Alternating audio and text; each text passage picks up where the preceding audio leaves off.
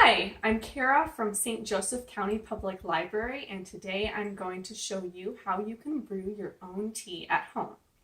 On the table are the tools that we are going to need to brew tea today. I have a stovetop kettle that I'm going to use. You can use any type of kettle that you have at home, whether it's a stovetop kettle or an electric kettle. I also have my tea maker here.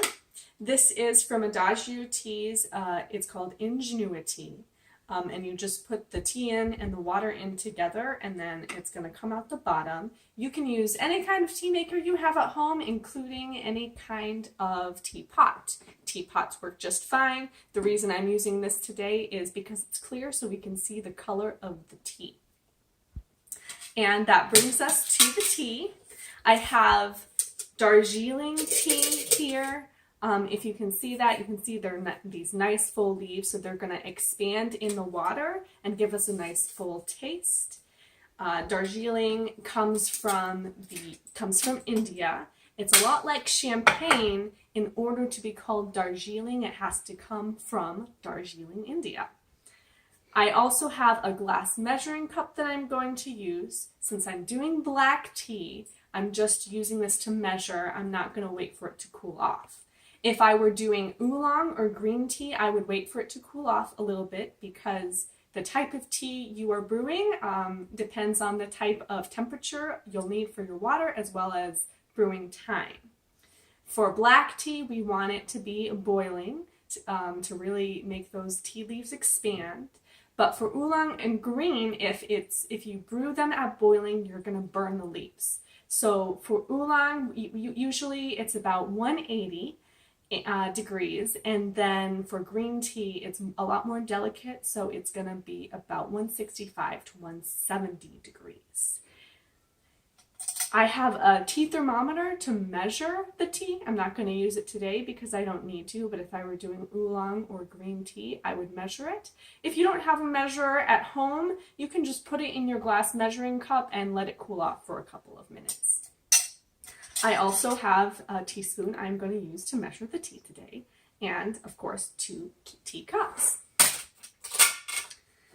So, since I'm going to be making 2 cups of water, I'm going to use 1 teaspoon for each cup, and I'm going to be doing heaping teaspoons. The more tea that you put in, the stronger the flavor is going to be, and I like a nice strong flavor. You can see those are more than full.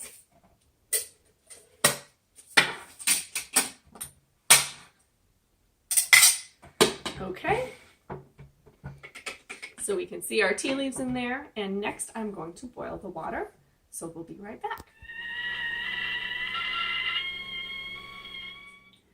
Hi, and welcome back. So our tea has boiled, so I'm going to measure 2 cups into this glass measuring cup, and you can see it's steaming, so that's how we know it's nice and ready. Now, the tea maker doesn't hold exactly 2 cups, so I'm just going to fill it up as much as I can. And then I'll get a good strong brew that way too. Okay, I don't want it much higher than that. And for black tea, we let it steep for about 5 minutes.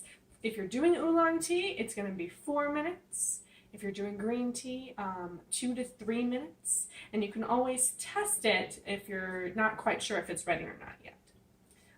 So we are going to let that sit for about 5 minutes. All right, so we have let our tea steep for about 5 minutes.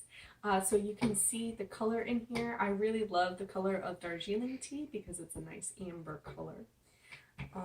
And with this tea maker, all I have to do is press down on the bottom, and it comes out into the teacup just like that. And there's still a little bit left, but I don't necessarily want to overfill the teacups, even though I'm gonna because it's tea. So that is how you make tea for 2.